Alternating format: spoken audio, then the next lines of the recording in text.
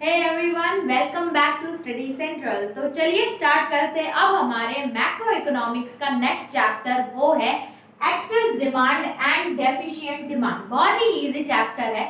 Starting का इसका जो टॉपिक है, पहले हम लोग को समझना है मीनिंग ऑफ एक्सेस डिमांड। अब इसमें एग्रीगेट डिमांड और एग्रीगेट सप्लाई के भी कंसेप्ट आएंगे। एग्रीगेट का मतलब आपको पता है, एग्रीगेट मतलब अगर कुछ झुंड में हो या ग्रुप में हो, एक साथ, इंडिविजुअल नहीं, अगर ग्रुप में हो उसको एग्रीगेट बोलते हैं। तो इसीलिए अब इसमें हम लोग एग्रीगेट डिमांड पढ़ेंगे। अब कायदे से ये बात जानना इसमें जरूरी है कि कब एक्सेस डिमांड होती है किसी भी प्रोडक्ट की और कब डिमांड डेफिशिएंट होती है, मतलब डिमांड कम होती है किसी प्रोडक्ट की।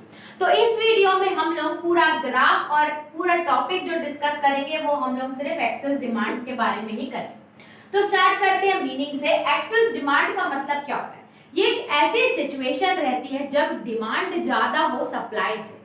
अगर कोई प्रोडक्ट है, फॉर एग्जांपल मान लो कि पेन है, पेन का डिमांड बहुत ज्यादा है लेकिन उतनी सप्लाई नहीं आ पा रही है, तो क्या होगा? उस केस में, उस सिनेरियो को या उस सिचुएशन को एक्सेस डिमांड बोला जाता है। तो अगर आप डेफिनेशन में कैसे लिखेंगे? Refers to a situation when aggregate demand is more than, aggregate मतलब पूरी उस प्रोडक्ट की पूरी group of demand is more than aggregate supply, उसका जो पूरा हम सप्लाई कर रहे हैं फिर भी वो कम है, to the full employment level of output in the economy. Employment मतलब ऐसे सिचुएशन माना गया है, इक्विलिब्रियम केन्सियन अप्रोच में हमने पढ़ा था ना कि एक इकोनॉमी ऐसे ऑपरेट करती है जहां इक्विलिब्रियम में मतलब फुल एम्प्लॉयमेंट लेवल है, ना कम है ना ज्यादा है, एकदम सही एम्प्लॉयमेंट। तो उस केस को भी, उसको भी इसमें ही माना गया है कि जो एम्प्लॉयमेंट लेवल है इकोनॉमी में वो फुल है और आउटपुट इन दी इकोनॉमी। ठीक है, अब बात करते हैं, ये हो गया एक्सेस डिमांड का मतलब। और अब इसमें देखेंगे कि इसका कर्व या ग्राफ कैसे बनेगा। कुछ नहीं करना है आपको, बस ऐसे मार्क करना है। एल जो हम लोग मार्क करते हैं, यहाँ हमारा एक्स एक्सिस होता है, ये वाई एक्सिस होता है, यहाँ जीरो। हमें ये पता है कि जब हम लोग इनकम डिनोट करते हैं तो इनकम एक हमेशा 45 डिग्री एंगल होता है, तो ये 45 डिग्री आप बना लेंगे तो ये हमारा क्या हो जाएगा? इनकम। उसके बाद एग्रीगेट डिमांड कैसे मार्क करते हैं? एग्रीगेट डिमांड ऐसे आप मार्क करेंगे, कोई भी ऐसे लाइन खींच के यहाँ पे इसको एडी बोल देंगे। ठीक है, एडी मतलब एग्रीगेट डिमांड।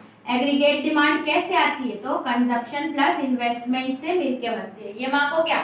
अब ये ऐसा सिचुएशन है हमारा जहाँ पे जो एम्प्लॉयमेंट लेवल है वो एकदम फुल है, फुल एम्प्लॉयमेंट लेवल है, इसमें कोई चेंजेस नहीं है, इक्विलिब्रियम है। इक्विलिब्रियम मतलब एकदम सही है, हम जितनी भी लोग हैं जरूरत है उतने पूरे हमने एम्प्लॉय किए, तो एम्प्लॉयमेंट लेवल एकदम फुल है और आउटपुट भी एकदम सही है, जितनी रिक्वायरमेंट है उतना आउटपुट दे पा रहे हैं। इनकम है और ये कंजप्शन मतलब सही आउटपुट दे पा रहे हैं। अब इसमें क्या करना है, एक थोड़ा आपको एक और ऐसे मार्क करना है, ये हमारा हो जाएगा AD1। AD1 मतलब हमारी डिमांड यहाँ पे थी जब फुल एम्प्लॉयमेंट लेवल था, इक्विलिब्रियम था, उससे अब डिमांड यहाँ बढ़ गई, मतलब ये जो गैप आया, इस गैप को, ये वाले गैप को बोला जाता है इन्फ्लेशनरी गैप। इन्फ्लेशनरी, इसीलिए तो बोला जाता है excess demand leads to inflationary gap. Inflationary gap का मतलब अगर किसी भी चीज की डिमांड अगर ज्यादा बढ़ती है, जैसे कि डायमंड की डिमांड बहुत ज्यादा है,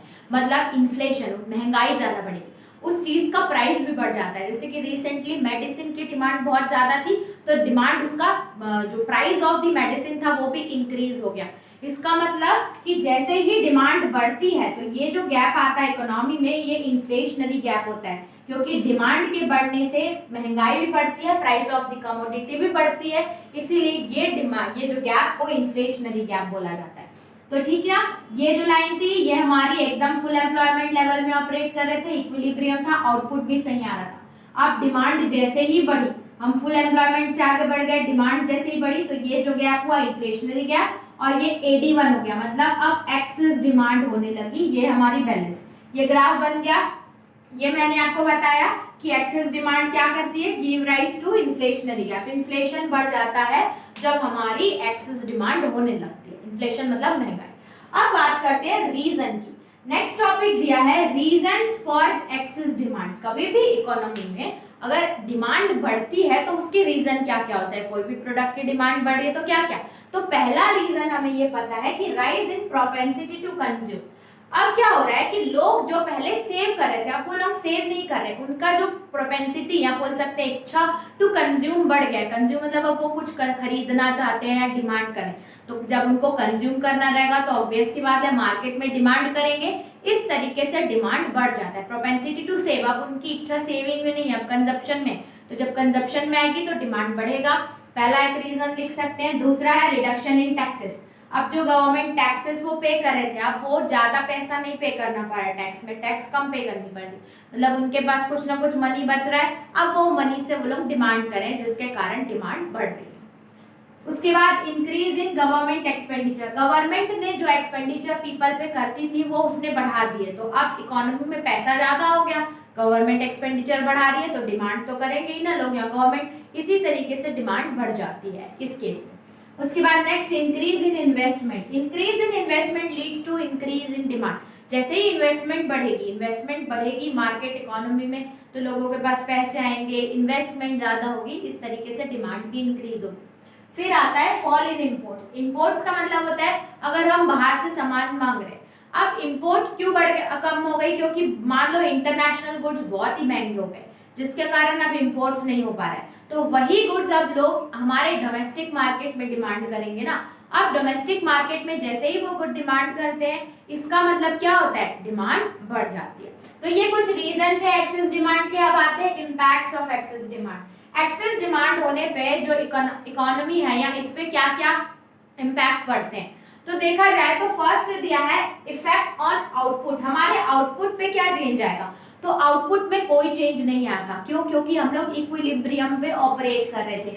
इक्विलिब्रियम पे ऑपरेट करना मतलब कि जितनी डिमांड आ रही थी वो हम लोग, जितना हमारे पास रिसोर्सेज था, जितनी एम्प्लॉयमेंट थी, सब करके हम आउटपुट सही ही पहुंचा रहे थे, जितना एक इकोनॉमी के पास पावर था वो फुल उस पर ऑपरेट करी थी, तो इसमें कोई चेंज नहीं कर सकते।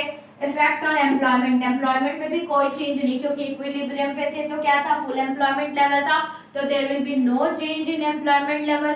फिर आता है effect on general price level, अब प्राइस चेंज होगा। होता क्या है जनरली कि अगर किसी भी प्रोडक्ट की डिमांड अगर बढ़ने लगती है, तो डिमांड अगर हम मीट नहीं कर पा रहे, एम्प्लॉयमेंट या आउटपुट नहीं बढ़ा पा रहे, तो जनरली क्या होता है, उस प्रोडक्ट की प्राइस इंक्रीज हो जाती है। प्राइस इंक्रीज होने से डिमांड अब महंगा हो गया वो प्रोडक्ट, तो डिमांड ऑलरेडी कम हो जाती है, तो इसमें सिर्फ प्राइस चेंज होगा, जनरल प्राइस लेवल इंक्रीज हो जाएगा, इसमें नो चेंज होगा और इसमें भी नो चेंज होगा। ठीक है, तो ये हमने पूरा पढ़ा टॉपिक अबाउट एक्सेस डिमांड। अब नेक्स्ट वीडियो में हम लोग डेफिशिएंट डिमांड पढ़ेंगे, ज्यादा डिमांड, अब डिमांड कम होने से क्या क्या इम्पैक्ट पड़ते हैं इकोनॉमी में। आई होप आपको ये वीडियो समझ आया होगा। अगर तो चलिए चलते हैं नेक्स्ट वीडियो में, देखते हैं इस चैप्टर के next topic, and don't forget to subscribe the channel.